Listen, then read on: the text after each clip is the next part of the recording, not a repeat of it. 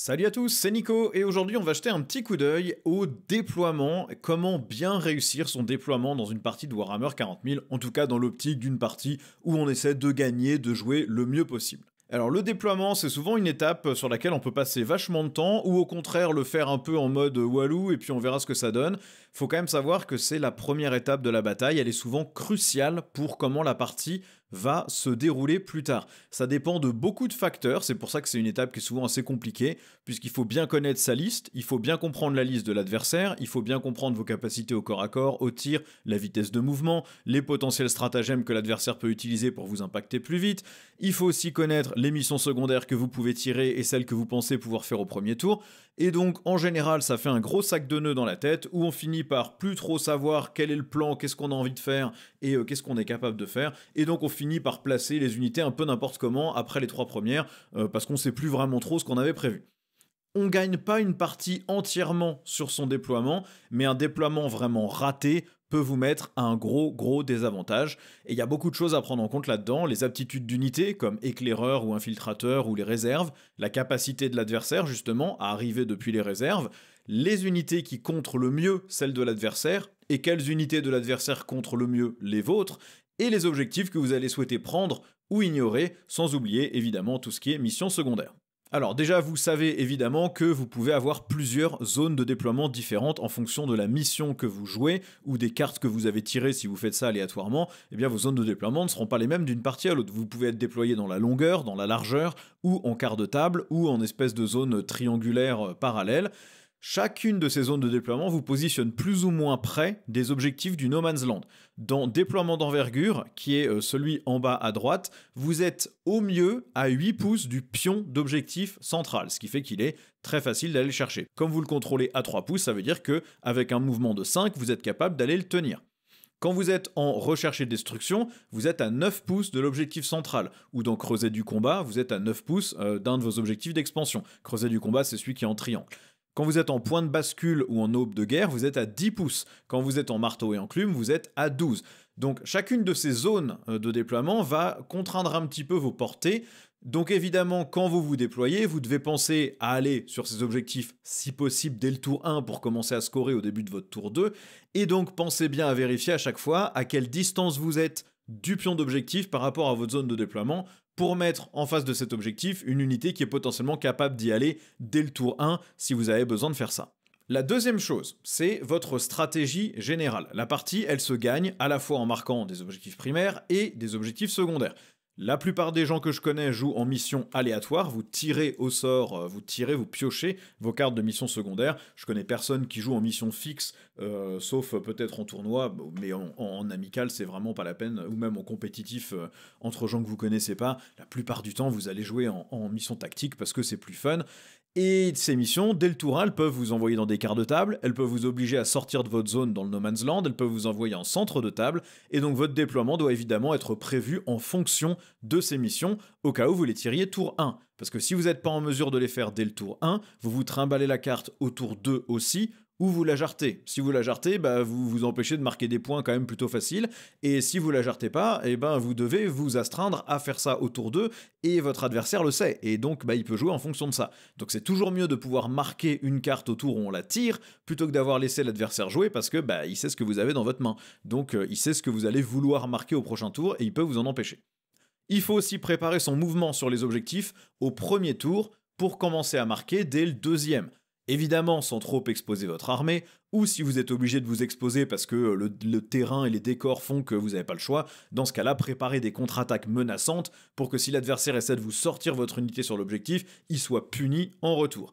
Vous pouvez aussi avoir comme stratégie de décider que vous laissez l'ennemi approcher sur les objectifs pour mieux le gérer, et dans ce cas-là, votre déploiement est moins important vis-à-vis des pions d'objectif.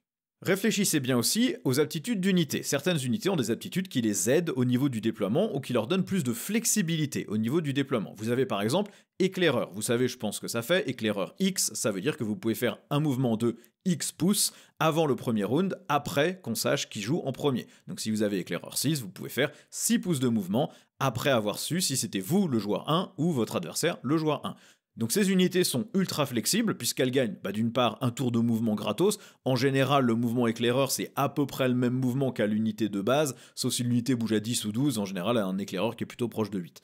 Ces unités sont donc capables de se positionner de manière très intéressante, surtout si elles sont capables de traverser les murs, comme de l'infanterie ou des bêtes. Donc par exemple les scouts Space Marine, eux ils cumulent infiltrateurs et scouts, ce qui leur donne des aptitudes vraiment très fortes, mais vous avez aussi par exemple les enfants du chaos dans tous les codex chaos récents, qui ont éclaireur 8 je crois de mémoire.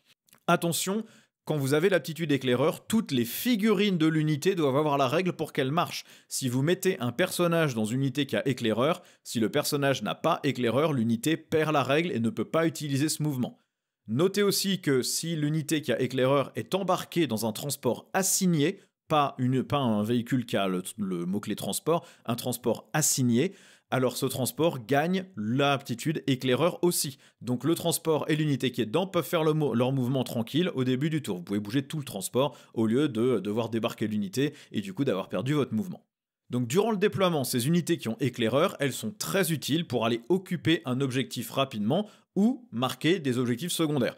Vous devez donc les positionner, la plupart du temps, le plus près possible des objectifs dans votre zone de déploiement pour qu'elles soient capables de foncer sur ces objectifs dès le tour 1 pour aller potentiellement vous préparer à marquer des points. Si vous jouez en premier, vous allez souvent utiliser ce mouvement pour les poser sur l'objectif et vous allez approcher le reste de votre armée derrière pour préparer des contre-attaques. Si vous jouez en deuxième, vous allez utiliser ce mouvement soit pour recacher l'unité, vous l'aviez mise à un endroit qui était un peu précaire, un peu exposé, mais vous n'avez pas le tour 1, c'est pas grave, vous avez ce mouvement qui vous permet de vous cacher avant que l'adversaire joue. Soit vous l'utilisez pour placer cette unité à un endroit où l'adversaire ne peut pas vous tirer dessus ou vous charger, mais qui va l'obliger à réagir. Par exemple, vous vous mettez en centre de table, comme ça s'il tire une carte de secondaire qui l'oblige à y aller, et il va être gêné puisque vous serez déjà là, il sera obligé de vous sortir et de vous tuer, donc potentiellement il peut plus avancer s'il n'a pas avancé tir ou avancé charge, etc. Vous allez pouvoir vous positionner pour gêner l'adversaire. La plupart du temps, on déploie ces unités à un endroit vulnérable, exposé. Si on a le tour 1, on les utilise pour aller marquer des choses, secondaires ou primaires. Si on n'a pas le tour 1, on les recache à un endroit où l'adversaire ne peut pas nous les détruire. La seconde excellente aptitude de déploiement, c'est infiltrateur. Ça aussi, je pense que vous connaissez. Ça vous permet de déployer vos unités n'importe où sur le champ de bataille, pas juste dans votre zone de déploiement, à plus de 9 pouces des unités adverses et à plus de 9 pouces de la zone de déploiement adverse. Vous pouvez évidemment pas bloquer l'adversaire chez lui avec une unité comme ça. Donc évidemment, si vous vous déployez en premier, vous avez intérêt à placer vos infiltrateurs en premier. La première unité que vous positionnez sur la table, ça va probablement être vos infiltrateurs. Pourquoi ? Parce que si l'adversaire a des infiltrateurs aussi, ça va le gêner. Lui, il pourra pas se mettre dans une position aussi avantageuse puisqu'il doit se mettre à 9 pouces de votre unité. Donc vous pouvez vous mettre proche du centre de table, voire même proche de son objectif d'expansion qui pourra pas aller prendre tout de suite avec une unité infiltrée. Attention par contre à ne pas les sacrifier bêtement. Vous pouvez les mettre à 9 pouces des autres infiltrateurs ennemis ou à 9 pouces de la zone de déploiement ennemi, mais si l'adversaire joue en premier, il pourra peut-être vous charger dès le premier tour ou vous tirer dessus dès le premier tour et dézinguer votre unité qui aura rien fait. Donc ne les sacrifiez pas. Attention aussi, toutes les figurines de l'unité doivent avoir la règle pour qu'elle marche, donc vous ne pouvez pas infiltrer une unité qui a la règle infiltrateur si elle est accompagnée par un personnage qui n'a pas la règle infiltrateur. Donc, durant le déploiement, vous allez souvent commencer par poser vos unités infiltrateurs, déjà parce que ça force l'adversaire à réagir, mais aussi parce que ça empêche l'adversaire de poser potentiellement ses infiltrateurs à lui s'il en a, dans des positions avantageuses. Donc l'idée c'est de les placer à un endroit où ils sont capables soit d'aller sur un objectif primaire dès votre premier tour, pour vous préparer à scorer autour d'eux, soit d'aller marquer un secondaire que vous auriez tiré, qui vous demanderait soit d'être sur un objectif, soit dans le no man's land, soit près d'un bord de table, soit dans un décor, soit au centre de table, etc. C'est pas la peine de les mettre directement sur l'objectif. Rappelez-vous, on ne score pas au tour 1. Donc asseoir vos infiltrateurs en plein milieu du no man's land sur un objectif là où tout le monde les voit, ça ne sert à rien. Placez-les plutôt à un endroit où ils pourront bouger à votre premier tour pour aller sur l'objectif. Comme ça, si vous avez le tour 1, il n'y a pas de problème, vous les bougez sur l'objectif, vous êtes prêt à scorer pour votre tour 2, à condition que l'adversaire ne vous lave pas au tir. Et si vous n'avez pas le tour 1, vous êtes relativement caché, et à votre tour 1, vous pourrez utiliser cette unité pour contre-attaquer, c'est une menace pour l'adversaire, il sait que s'il s'expose, il va se prendre une attaque potentiellement de ces unités-là, qui ne sont pas toujours ridicules en termes de dégâts. Donc il vaut mieux les placer plutôt cachés, mais à portée de mouvement des objectifs ou du centre de table. Vous avez aussi dans certaines listes et dans certaines armées des aptitudes de redéploiement. En général, ce sont des améliorations que vous pouvez donner aux personnages dans certains détachements. Ça vous permet de prendre un certain nombre d'unités avant le début de la partie et de les redéployer ou même de les mettre en réserve. Alors attention, toutes ces règles sont toujours appliquées avant de savoir qui joue en premier. Ça fait partie des règles de base maintenant, hein, c'est dans les règles depuis les dernières dataslides, depuis 2 ou 3 dataslides déjà. Si vous avez cette règle-là, sauf si c'est vraiment précisé le contraire, mais je crois qu'aucune armée n'a ça, vous devez le faire avant de savoir qui joue en premier. Donc ça vous permet pas de dire « Ah bah tiens, je joue en premier, bah je redéploie toutes mes unités sur le bord de ma ligne de déploiement pour qu'elles foncent comme des malades. » Évidemment, ça c'est non. Par contre, ça vous permet quand même de vous dire « Bon, mon déploiement est un peu loupé, j'ai pas mis les unités au bon endroit, les unités qui me font face sont pas du tout celles que j'ai la capacité de tuer, mon mouvement me permet pas d'être impactant, donc il vaut mieux que je rebouge une partie de mes unités et que je les mette ailleurs sur la table. » Ces unités gagnent en plus, gardent en plus les aptitudes dont elles disposaient. C'est-à-dire que si vous aviez un filtrateur, vous pouvez les redéployer, infiltrer ailleurs. Donc c'est des aptitudes qui sont pas incroyablement fortes, mais qui sont toujours utiles pour se repositionner, pour refuser un flanc à l'adversaire. Si l'adversaire a mis beaucoup de troupes d'un côté de la table et qu'il avance pas vite, eh bien vous enlevez tout ce que vous avez de ce côté-là, vous le mettez d'un autre côté de la table, et vous le laissez prendre son objectif, mais vous prenez celui du centre et celui de droite, et vous le laissez prendre son objectif à gauche, et puis vous êtes plutôt tranquille. C'est aussi utile pour replacer les bonnes unités en face de celles de l'ennemi. Si vous avez mis des terminateurs en face d'unités de troupes qui pénétrera jamais leur armure, eh ben vous bougez l'unité de troupes ailleurs, et en face des terminateurs, vous mettez un truc qui est potentiellement plus menaçant. Ça vous permet de contrer un peu des astuces de déploiement, donc c'est jamais de mauvaises règles, elles sont pas pétées, mais elles sont pas pourries non plus. N'oubliez pas aussi les réserves. Vous pouvez avoir des unités en réserve, et votre adversaire aussi peut avoir des unités en réserve. Notez bien que les réserves n'arrivent qu'à partir du tour 2 sur un bord de table neutre, donc bord de table dans le no man's land mais hors de la zone de déploiement adverse, et elles doivent arriver entièrement à 6 pouces de ce bord de table. Au tour 3, elles peuvent arriver sur le bord de table ennemi, là encore entièrement à 6 pouces. Évidemment, si vous avez frappe en profondeur, vous pouvez arriver n'importe où sur la table dès le tour 2. N'oubliez pas que l'adversaire aussi a des réserves et que certains détachements peuvent donner la capacité d'arriver dès le tour 1 depuis les réserves et dès le tour 2 dans votre zone de déploiement. Donc faites bien attention à ça si votre adversaire y a accès. Notez aussi que si vous jouez avec les cartes de mission secondaires et leur dernière version, les FAQ, etc., alors vous jouez probablement avec les règles du compagnon de tournoi, puisque toutes les modifications de ces règles de cartes et tout sont dans le compagnon de tournoi. Et le compagnon de tournoi vous indique bien que vous ne pouvez pas arriver des réserves après le tour 3. Si votre unité n'est pas déployée au tour 3, alors elle est perdue. Donc vous choisissez de jouer avec ça ou non, ça c'est vous qui voyez. Nous, on applique cette règle-là, mais surtout parce que... nous, quand je dis nous, c'est dans mon groupe de jeu, mais c'est surtout parce que sinon c'est pénible en fait, parce qu'arriver au tour 4 et 5, devoir continuer à se prémunir des arrivées de frappe en profondeur et de réserve, ça pète un peu le jeu, et le jeu est clairement pas prévu pour ça, donc nous, en général, on joue avec... tout doit être déployé tour 3 et plus rien en réserve à partir de ce moment-là, sauf évidemment si vous avez une règle qui vous permet de retourner en réserve après le tour 3, après la fin du tour ennemi par exemple, ça évidemment ça ne compte pas, vous pouvez toujours bien sûr les redéployer sur la table après ça. Alors maintenant, pour bien réussir son déploiement, la première étape c'est de bien comprendre la mission que vous allez jouer. Vous savez que vous avez ce petit pack de cartes Paria Nexus, alors ça changera peut-être dans un mois ou deux, il faudra peut-être que je refasse la vidéo, mais les missions que vous tirez vous donnent des conditions de scoring, ça vous dit comment vous marquez vos points de primaire. Et ces règles vont changer comment vous jouez. Si par exemple vous jouez avec la règle Terre Brûlée, avec la mission Terre Brûlée, vous pouvez détruire les objectifs que vous contrôlez. Donc plus vite vous tenez ces objectifs, plus vite vous pouvez les détruire, marquer 5 points de victoire et réorienter le reste de votre armée sur les autres objectifs de la table. Si vous jouez en largage de matériel, il y a 2 objectifs qui, en fin de partie, commencent à valoir plus de points. Donc préparez bien votre déploiement pour être capable d'avoir des choses qui vont aller impacter ces objectifs en fin de partie. Si vous avez sacrifié toutes vos unités de ligne sur les objectifs qui vont disparaître tour 4 et tour 5, c'est dommage, parce que c'est de ça que vous allez avoir besoin pour aller vraiment être sûr de marquer les objectifs qui valent beaucoup de points au tour 4 et 5. Si vous jouez dans le rituel, vous pouvez créer des objectifs. Il n'y en a qu'un seul dans No Man's Land, c'est celui du milieu, et vous pouvez vous les mettre où vous voulez. Donc dans votre déploiement, préparez-vous pour vous mettre à des endroits intéressants et mettre vos objectifs à des endroits où c'est utile, mais surtout à des endroits où l'adversaire ne pourra pas en poser un du même côté, et du coup va être obligé soit d'essayer d'aller choper le vôtre, soit d'aller créer le sien de l'autre côté. Dans éliminer l'adversaire, vous scorez aussi en tuant l'ennemi, pas que avec les objectifs. Donc ça veut dire que vous n'êtes pas obligé de jouer à fond sur les cercles d'objectifs. Dans Pivot, vous devez conserver l'objectif chez vous, parce que si vous le perdez, vous scorez moins pour les autres points, etc., etc. Donc toutes les missions ont des conditions de scoring différentes qu'il faut prendre en compte, évidemment, quand vous vous déployez, puisque ça va jouer sur comment vous allez gagner la partie ou pas. En fonction de cette mission, vous allez devoir jouer plus ou moins agressivement. N'oubliez pas aussi que certaines missions ont un maximum de points de victoire par round liés au contrôle d'objectifs. Par exemple, en prendre et tenir, c'est 15 points maximum. Donc si vous avez l'objectif chez vous et 2 objectifs du No Man's Land, vous marquez pas plus en allant contrôler le 3e. Donc c'est peut-être pas la peine de vous éclater sur toute la table et de risquer de perdre plusieurs objectifs en même temps. Il vaut peut-être mieux concentrer votre puissance sur 2 objectifs et vous assurer de les garder. Parfois, dans certaines missions, c'est 10 points maximum sur les objectifs du No Man's Land, et pas du tout dans votre zone. Il faut bien réfléchir à ça. Dans tous les cas, c'est généralement une mauvaise idée que d'essayer de tenir absolument toute la table. Vous devez faire croire à votre adversaire dans votre déploiement que vous voulez aller chercher un peu tous les objectifs, mais en vrai, vous devez essayer plutôt de contrôler un peu plus de la moitié des objectifs. Si vous marquez 15 points à chaque tour et que votre adversaire n'est capable de marquer que 10, eh ben, normalement, vous devriez être capable de gagner la partie. Sauf secondaire vraiment infect de votre côté et excellent chez l'adversaire. Donc, durant votre déploiement, prévoyez bien ce plan de jeu. Quels sont les objectifs que vous voulez aller chercher sur la mission? De combien d'objectifs vous avez besoin pour scorer le maximum? Quelles sont les unités chez vous qui vont aller prendre ces objectifs en première vague, les unités qui vont aller se poser sur les objectifs pour commencer à scorer tour 2.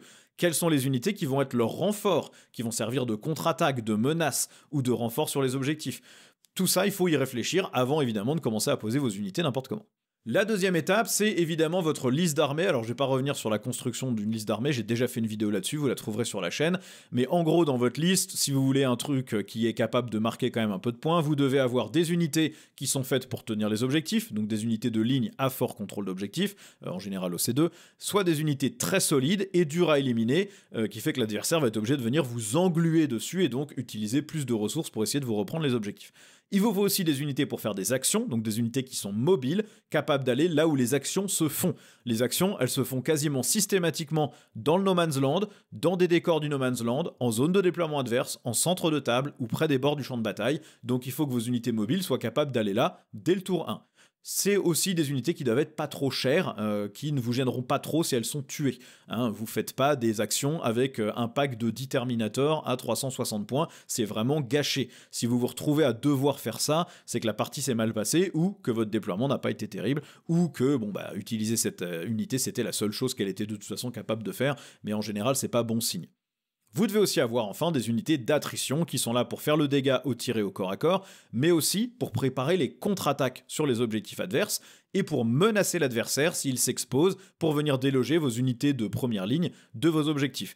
Idéalement, en tout cas moi c'est comme ça que j'aime bien jouer, chaque unité qui est faite pour prendre les objectifs est suivie par au moins une unité de contre-attaque qui elle reste globalement cachée, mais peut prendre une ligne de vue ou une portée de menace ou une charge sur un adversaire qui serait venu essayer de me voler mon objectif.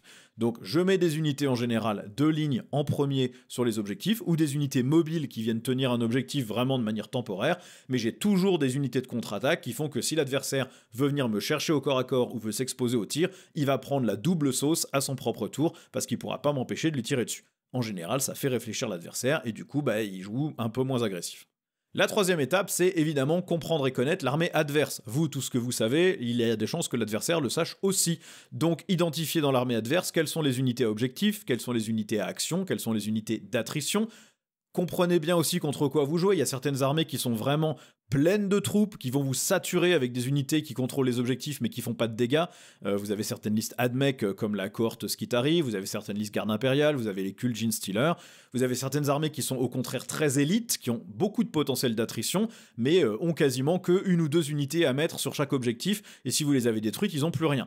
Ça peut être des custos, ça peut être des listes Elite Space Marine, la Death Watch, des listes full tank ou véhicule, ou des listes un peu guerrier aspect Eldar qui coûtent cher en points.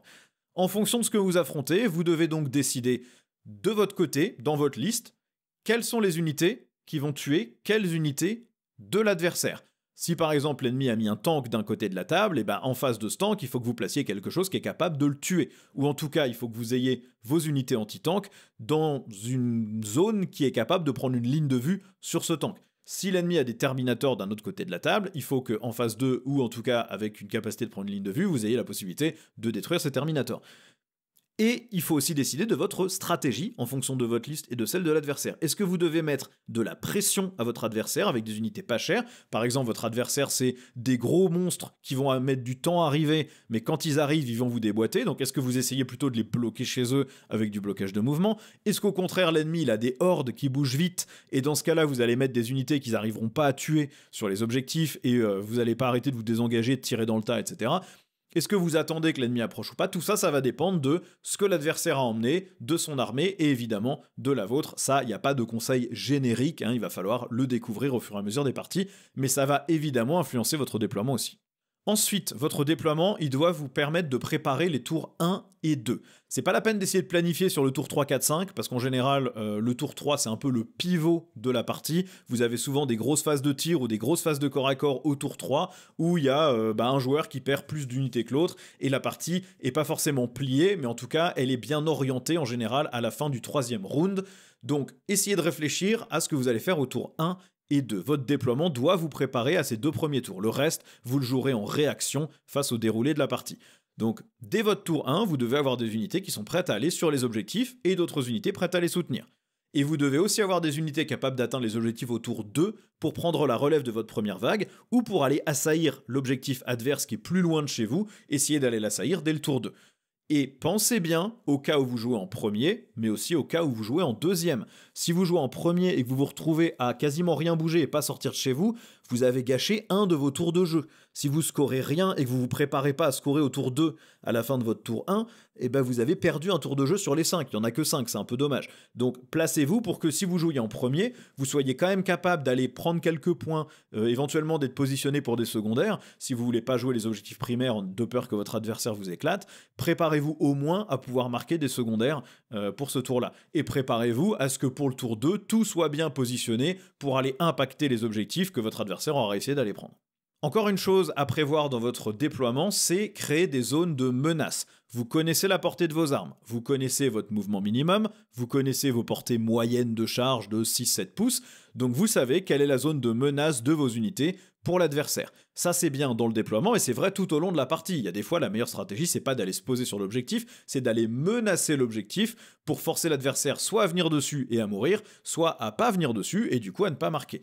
Donc votre portée de menace, par exemple, si vous avez une unité qui est derrière un mur bien caché, qui bouge de 8 et charge de 7 pouces en moyenne, l'adversaire va devoir hésiter à venir se placer à 15 pouces de vous. Si vous êtes à 12 pouces d'un objectif avec cette unité, ce qui est le cas dans beaucoup de déploiements, ça veut dire que l'adversaire va hésiter à venir se poser sur cet objectif parce que votre unité est une menace pour la sienne. Donc si vous jouez tour 1, vous ne faites pas courir cette unité sur l'objectif parce que l'adversaire va vous la tuer, par contre vous la gardez à cet endroit-là, prête à contre-attaquer, et vous pouvez éventuellement sur cet objectif mettre une petite unité à 50 points qui oblige l'adversaire à venir vous chercher dessus. Si votre unité elle a une portée de tir de 24 pouces par exemple, et qu'elle peut sortir derrière son couvert à votre tour, l'adversaire va hésiter à mettre quelque chose sur la table qui sera à portée de vos tirs et risque de mourir. Donc utilisez ces zones de menace que vous pouvez mesurer pour contraindre le jeu de l'adversaire et l'empêcher soit à s'exposer trop et à perdre des ressources, soit à ne pas s'exposer mais du coup ne pas marquer. Vous pouvez aussi utiliser votre déploiement pour forcer l'adversaire à s'exposer. Souvent, quand on se déploie, on a envie de tout cacher. On mesure chaque petit angle et ligne de vue pour être sûr qu'il n'y a pas un bout de fouet, un bout de canon qui dépasse de quelque part, pour être sûr qu'on peut vraiment pas nous tirer dessus, même si l'adversaire bouge de 12, au cas où on joue pas en premier. Bon, c'est pas toujours la meilleure stratégie. Quand vous faites ça, vous avez tendance à vous éloigner du no man's land, donc vous éloigner d'objectifs secondaires ou même de primaires, et vous allez avoir tendance à bloquer vos véhicules chez vous, puisqu'en général les véhicules ils ont du mal à sortir quand ils sont vraiment cachés derrière un angle de ruine, il faut qu'ils pivotent, il faut qu'ils bougent, et donc ils avancent pas là où ils sont censés aller. Parfois, c'est plus intéressant d'exposer une unité qui est résistante pour donner envie à l'adversaire de tirer dessus. Parce qu'en s'exposant, il va se mettre dans une mauvaise position. Il va se rendre visible d'une unité qui va pouvoir potentiellement lui faire mal ou le détruire à votre tour. Il va s'exposer vis-à-vis d'une arrivée des réserves. Si par exemple il s'est un peu avancé, vous pouvez arriver à 9 pouces de lui et à 6 pouces d'un bord de table avec une unité anti-tank et l'exploser. Potentiellement il a pu bouger et dans ce cas-là il écrante plus correctement sa zone de déploiement pour l'arrivée de vos réserves dans les tours futurs. Ou potentiellement il s'est avancé, du coup il a porté de charge d'une de vos unités. Donc évidemment, ça demande de bien savoir ce que l'adversaire est capable de vous faire au tir et à quel point vous pouvez y résister. Si par exemple vous avez un véhicule léger et Drukhari, bah vous le mettez pas visible en ligne de vue parce que même des intercesseurs peuvent le dégommer. Mais si vous avez un Land Raider, c'est peut-être pas la peine de le planquer au maximum. Vous pouvez peut-être le laisser un petit peu visible pour qu'il ait le couvert. Ça obligera l'adversaire à s'exposer. Et si ce qu'il a en face n'est de toute façon pas capable de tuer le Land Raider en une seule salve, tout ce que l'adversaire a fait, c'est exposer une ressource sur laquelle vous pouvez contre-attaquer et potentiellement la détruire avec le Land Raider ou autre chose. Pensez bien que si vous perdez une figurine ou deux sur 5 d'une unité, même une unité qui vaut cher, mais qu'en retour, l'ennemi va perdre une unité entière qui vaut plus cher que vos 2 figurines, c'est vous qui avez gagné dans cet échange. Donc le fait de prendre un tir tour 1, c'est pas forcément désastreux si votre unité ne meurt pas direct. Après, on sait tous qu'il y a des craquages, donc faites attention, mais globalement, faut pas toujours se planquer à fond. Il y a des fois, c'est plus intéressant de se mettre plus près du bord de votre zone de déploiement pour être capable d'aller plus loin et d'accepter que vous allez prendre quelques tirs de bolter ou quelques tirs de bolter lourds et perdre 2 figurines. Il y a des fois, c'est pas grave. Et enfin, préparez bien vos secondaires. Au tour 1, vous pouvez tirer un paquet de cartes secondaires qui vous oblige à sortir de chez vous. Vous avez engagement sur tous les fronts, où il faut aller dans au moins 3 quarts de table et potentiellement 4 si vous voulez marquer le maximum. Vous avez confinement, qui vous demande de faire une action entièrement à 9 pouces d'un bord de table hors de votre zone de déploiement, donc il faut sortir de chez vous. Vous avez établir une confluence, faire une action au centre de table ou dans la zone adverse. Vous avez élargir les lignes de front, tenir votre objectif et un objectif dans le No Man's Land. Vous avez sabotage, faire une action dans un terrain qui est en dehors de votre zone. Vous avez récupéré les atouts, où il faut faire une action dans votre zone, une autre dans le No Man's Land, et si vous voulez scorer le maximum, encore une autre dans la zone adverse.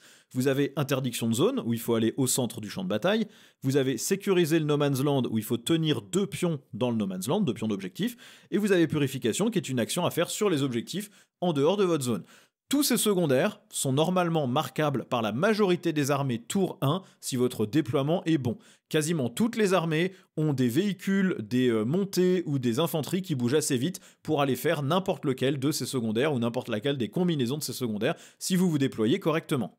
Vous avez des unités rapides qui traversent les murs qui ont des jetpacks. Si vous n'avez pas ça, vous avez probablement au moins une unité de scout ou d'infiltrateur qui bouge vite, ou vous avez des transports, ou vous avez des véhicules avec scout, ou vous avez des choses volantes qui passeront au-dessus des petites ruines sans trop se poser de questions. Vous avez des unités qui sont normalement un petit peu mobiles. Même si vous jouez en Death Guard, vous avez des enfants des rejetons du chaos qui sont capables d'aller faire toutes ces actions dès le tour 1 sans se poser de questions. Vous avez des infiltrateurs avec les véroleux. Tout ça, ça marche pour aller faire ces actions. Donc normalement, vous pouvez marquer tous ces secondaires sans souci dès le tour 1.